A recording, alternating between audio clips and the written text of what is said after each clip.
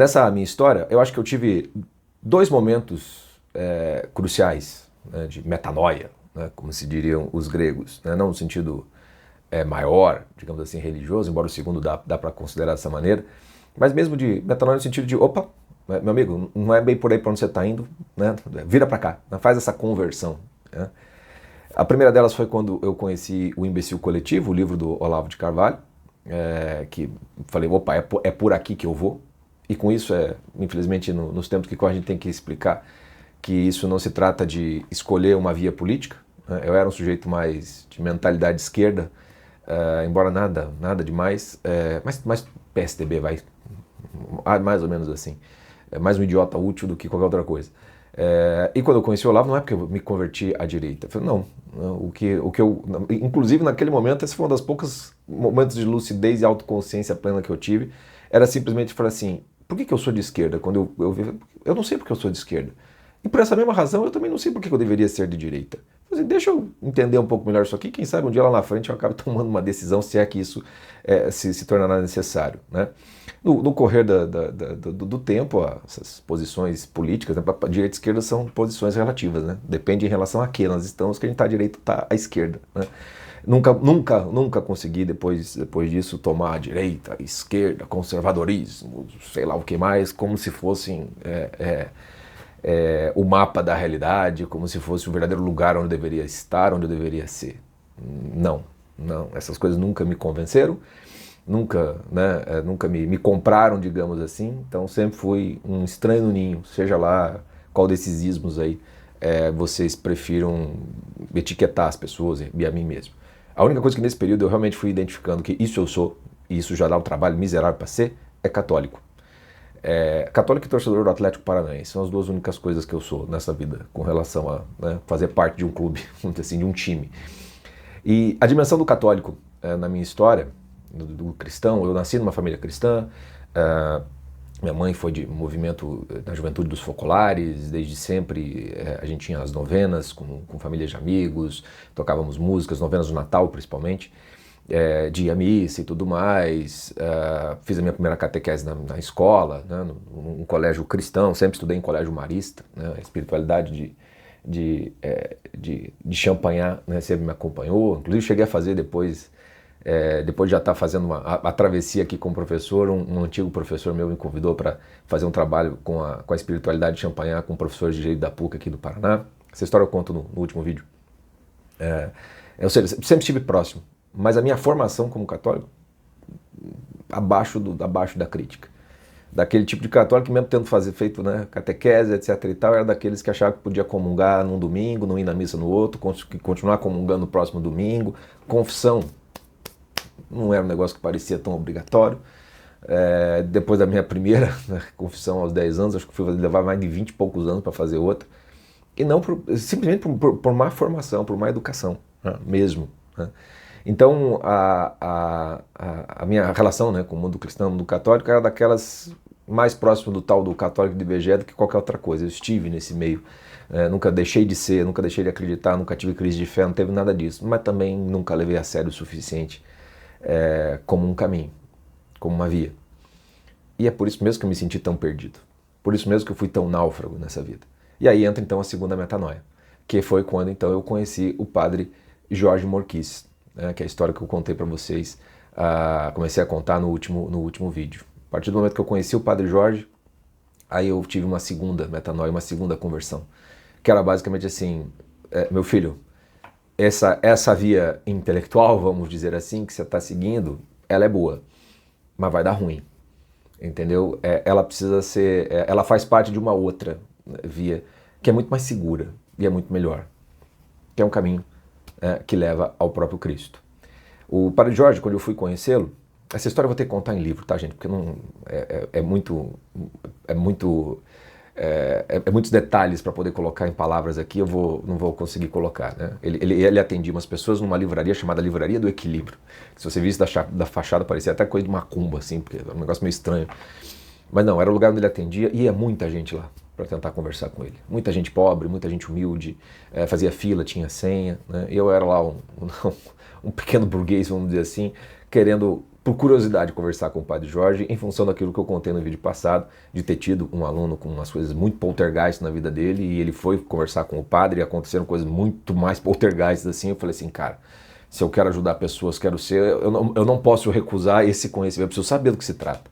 Até aquele momento, assim, acreditar em coisa de demônio, exorcista, porque o Padre Jorge era o exorcista oficial de Curitiba, era um negócio que é aquela coisa que a gente acredita, porque a gente tem que acreditar por ser católico, mas no fundo, a gente não bota fé tanto assim. A gente sempre acha que tem alguma outra explicação. Então eu fui lá meio que de curioso, mas também, ó, né, com o fiote na mão, naquilo tudo. E eu tinha aquele meu, que viria a ser meu compadre, que acompanhava o Padre Jorge, almoçava, me contava muitas histórias, e até ele foi meio que meu, né, o meu Virgílio nesse mundo da demonologia, vamos dizer assim, que eu nunca cheguei a estudar a fundo. Mas o fato é que eu queria conversar com o Padre Jorge, queria entender um pouco mais, queria ver se ele não me ensinava, sei lá, como é que a gente reconhece, como é que funciona isso daqui, eu não sabia nada daquilo. E me achei muito, né, muito frágil, né, muito vulnerável, né, a essas coisas. Ou seja, tal como tudo antes, eu fui tateando e vendo que ali tinha alguma coisa que eu precisava saber. E nessa conversa então que eu tive com o Padre Jorge, era a minha intenção até me confessar com ele. Nesse período já tinha voltado a fazer confissões, já tinha, né, retomado o meu catolicismo de uma maneira mais saudável, vamos chamar assim. E o Padre Jorge, quando ele conversou comigo, eu estava levando um livro. Eu estava naquela época no instituto, eu estava apresentando, fazendo uma espécie de curso, apresentando um pouco da história da União Soviética, do comunismo, então eu estava lendo muita coisa, estava na época do Stalin. E eu estava lendo um livro em inglês chamado Double Lives, né, que era Vidas Duplas, né, dos espiões, né, soviéticos que atuavam no Ocidente. E o Padre Jorge é um polonês que viveu, né, um período do comunismo, da Segunda Guerra, então ele ficou muito interessado, ele é tradutor do polonês, inclusive, para o Brasil, ele ficou muito interessado no livro e ficou muito interessado no meu trabalho. E aí, em vez de eu fazer perguntas, ele ficou fazendo perguntas para mim. E eu fui contando como é que era o trabalho lá no instituto, como é que eram as coisas todas. Nessa altura eu não estava, ainda não tinha, eu sabia que tinha alguma coisa muito errada acontecendo lá dentro, mas eu não sabia exatamente o que, porque eu estava como aquele cavalo de burro, né, sem querer olhar para os lados, completamente egoísta, fechado nos meus interesses. E aí o Padre Jorge foi perguntando, eu fui falando, e ele foi fazendo assim para mim. Ele foi virando a cabecinha, foi pro lado assim, fez assim com a mão, falou assim... Aí ele só falou assim, me contou uma história. Falou assim, olha, uma história que é do Padre Pio, né? Dando exemplo, né, o demônio é capaz de fazer você levantar uma montanha. Ele te dá uma força física tremenda, mas ele também dá uma força intelectual muito grande. E eu não estava entendendo nada porque ele estava falando daquilo. Eu falei, o que tem a ver uma coisa com a outra? Eu não sei o que o senhor está falando aqui. E aí ele terminou, tinha que terminar, eu era o último a ser atendido ali, então a pessoa que ajudava ele pediu para ser rápido a história. E antes de ir embora eu não consegui fazer a confissão, tive que ir no outro padre depois, no mesmo dia. Ele se levantou e falou assim, eu vou te dar uma bênção, que provavelmente você não vai entender porque agora, mas mais para frente você vai entender. E ele fez uma bênção de discernimento para mim, para que eu tivesse discernimento. Eu saí de lá meio espantado, meio maravilhado também, porque o padre tinha uma presença, uma coisa muito boa essa aí do Padre Jorge. E discernimento, será que tem uma coisa errada comigo? O que está acontecendo aqui? Né? Enfim, não demorou acho que 2 dias. Eu não conseguia mais não olhar para certas coisas e eu comecei a ficar então sabendo de tudo aquilo que de certo modo eu já deveria estar sabendo e coisas que eu ainda não sabia que acabariam chegando até mim. E eu fui obrigado a discernir muita coisa. O joio do trigo, que eu falo no vídeo passado, só fui capaz de discernir isso a partir desse momento. Se você acredita ou não acredita na bênção do padre, no discernimento, o problema é seu. Eu sei só que na minha história tem isso, tem o antes e tem o depois disso. E fez toda a diferença. E nesse caminhar, uma das coisas que eu percebi, que eu discernia, eu falei assim, meu Deus, que católico eu sou. Eu nem sou, se for para parar para pensar a verdade, assim, não me comporto, tá faltando muita coisa. Eu não tinha ainda o sacramento da crisma, então o ano de 2013 eu fui atrás disso, de procurar uma formação melhor. Encontrei com o pessoal do Opus Dei, encontrei o Pedro Henrique, que me deu catequese durante o ano todo. Ele era um dos diretores de uma escola, a escola dos bosques mananciais aqui em Curitiba. Eu ia na escola quase toda semana, cada 15 dias, não me lembro direito. E ele foi me dando uma catequese de uma maneira que eu nunca tinha tido, de uma pessoa que verdadeiramente não só conhece, mas vivia o catolicismo. Não era todo mundo da obra, eu frequentava os recolhimentos, cheguei a fazer um retiro. Eu via que nem todo mundo tinha, né, aquela caminhada do Pedro, então para mim foi fundamental, Deus colocou a pessoa certa para eu não pegar birra, né? Porque muita gente ali dentro do... Essa é uma crítica que eu faço publicamente a muitos do Opus Dei. Não se comportem como vendedores da Amway. Né? Vocês convidam para um café, para comer uma pizza, mas nunca é para tomar o café e comer a pizza. Parece que nós estão vendendo o Tupperware, né? Que é se tornar membro do Opus Dei. Eu não faço isso, vocês afastam as pessoas. E o Pedro Henrique nunca fez nada disso e ele me ensinou muita coisa. Me ensinou muita coisa. E eu fiz a crisma. Essa crisma, ela aconteceu em novembro de 2013, né? Então um ano depois. E nesse um ano depois, meu pai tinha acabado de chegar de uma viagem, meu pai e minha mãe tinham feito uma viagem para a Europa, que eu me lembro principalmente da Turquia, eles fizeram aquela viagem com balões na Turquia, foi o que me ficou mais na memória. E quando voltou, meu pai estava gripado, estava meio mal, não recuperou, foi no médico, descobriu que estava com câncer, bastante agressivo, a ponto de em poucos dias ele já não conseguir fazer muita coisa. Quando eu fiz a minha crisma, meu pai não pôde estar presente. E eu fiz a crisma já naquele rocambole ali, né? E meu pai veio a falecer alguns dias depois, algumas semanas depois, está fazendo também 10 anos, agora em 2023, morreu em 28 de dezembro.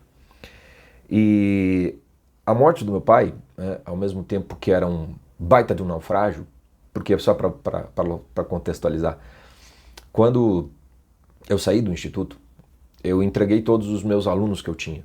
Né? Quem eu atendia, eu passem para outras pessoas aí, né? As pessoas que eu atendia, os alunos que eu tinha, era por conta do instituto, né? Não exatamente por mim. Então eu realmente entreguei todos. Né? A Simone Caldas, que eu considero uma amiga, que sofreu muito nesse período do instituto, me respondeu, falei, não, os alunos que quiserem ficar com você, é teu trabalho, né? Fique com eles. E eu deixei todos eles muito à vontade. Né? Falei assim, eu não estou mais no Instituto Olavo de Carvalho, eu não sigo, né, aquilo tudo. Se vocês quiserem continuar comigo, vocês vão ter que continuar comigo por mim mesmo. E foi durante esse ano de 2013, foi um ano de tentar me reinventar, porque quando você é professor de tal matéria ou de tal instituição, você facilita a comunicação para fora. Mas quando você não tem instituição alguma, quando você não está dando aula de uma matéria específica, como é que você se coloca? Como é que você se comunica com as pessoas? Passei praticamente 2013 tentando entender, achar um jeito para isso. Mais ou menos com sucesso. Né? Conto um pouco mais também dessa história no último vídeo. Mas o fato é que eu dependia muito do meu pai. Eu voltei a depender do meu pai financeiramente falando. Mantive alguns alunos, conseguia pagar, mas eu fui trabalhar no escritório, que era do meu pai. Tentei evitar não trabalhar com direito, mas eu estava desistindo, né, de não trabalhar com direito. Não que eu fosse parar de ser professor, mas eu achava que teria que voltar a advogar. Eu queria voltar de maneira diferente. E eu precisaria, para voltar a ser... aprender com meu pai. Meu pai era um advogado criminalista, eu nunca fui. E para que os clientes pudessem perceber que eu, né, seguiria, né, seria daria sequência ao trabalho do meu pai, eu precisaria acompanhá-lo muito mais. E com a morte dele isso se tornou absolutamente impossível.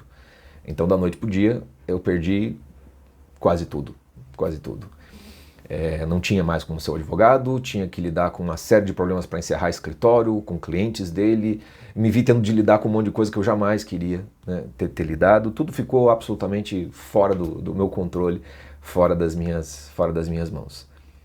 Era um baita naufrágio, era o pior de todos que eu já tinha vivido, nem de longe. O que passou lá no Instituto Olavo de Carvalho não era nem um pedacinho do que estava acontecendo agora nesse momento. Não sabia para onde as coisas iam, mas eu tinha acabado de fazer a crisma.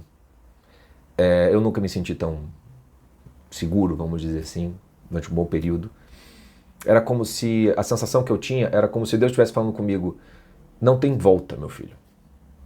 Não importa a razão pela qual você escolheu, o quanto de joio tem nesse teu trabalho, nessa tua vida, nessa tua alma, você escolheu um caminho e eu não vou deixar você voltar para trás. Tem uma música do Bruce Springsteen que é muito importante, também no último vídeo eu falo dela, que é No Retreat, No Surrender. Acho que é No Surrender o nome da música, mas o refrão é No Retreat, No Surrender. Né? Sem retirada, né? Sem retroceder e sem se render. E era como se Deus estivesse falando isso aí, cara, não tem mais advogado, não tem mais voltar para trás. Agora é daqui para frente, você vai continuar fazendo esse negócio aí que você está fazendo, que você nem sabe talvez direito o que você esteja fazendo. Era mais ou menos isso. E a minha sensação era como se a minha busca, a minha travessia tivesse acabado. Ainda que eu não tivesse consciência plena disso naquele momento, muito menos soubesse dizer o que eu estou conseguindo dizer aqui hoje. havia acabado a busca por mim mesmo. Eu já não me procurava mais. Acho que de certo modo até nem mais me importava comigo mesmo. Eu percebi que realmente havia tido uma conversão mais de alma mesmo. Agora eu procurava pelo Cristo. Quem eu buscava, na verdade, acho que desde sempre era Deus. Ainda que eu não soubesse disso, não soubesse desse nome, e se me falassem que era isso, eu talvez até rechaçasse. Mas era isso.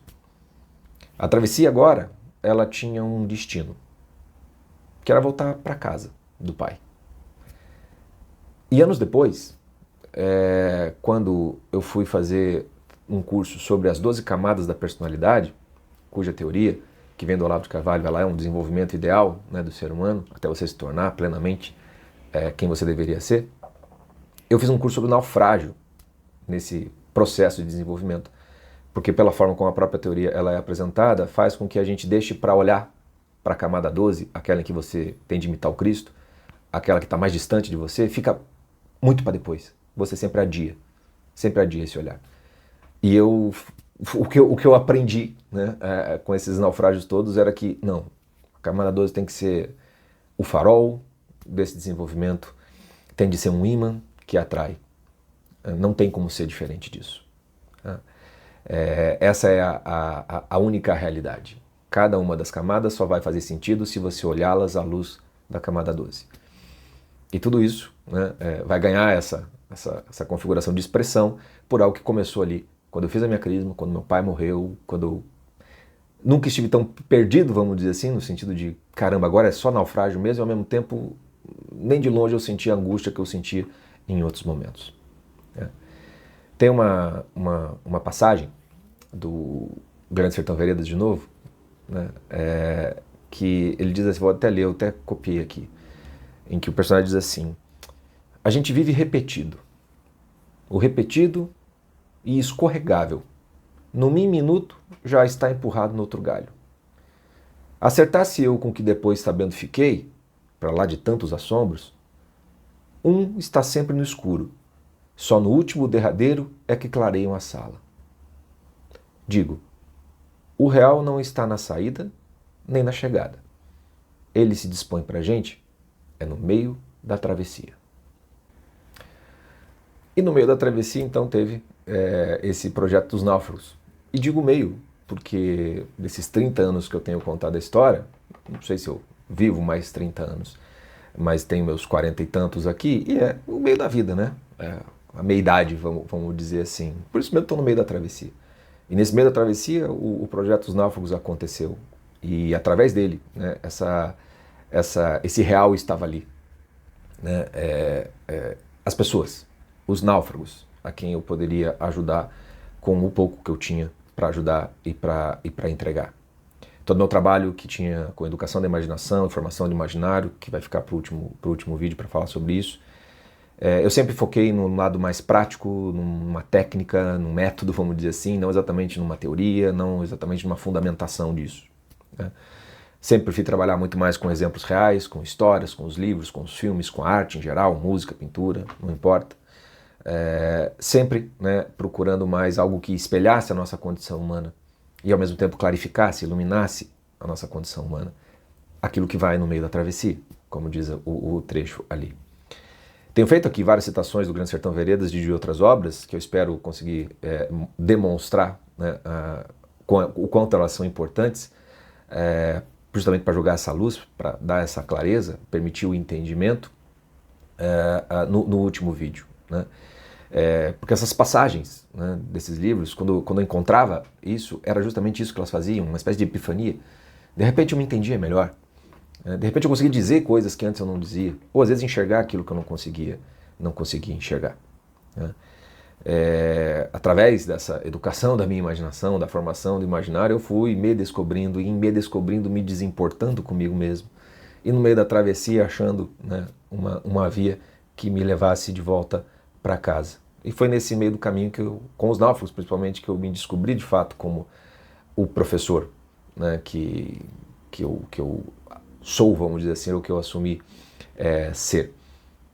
E talvez aqui de novo, Grande Sertão Veredas explique melhor o que seja isso.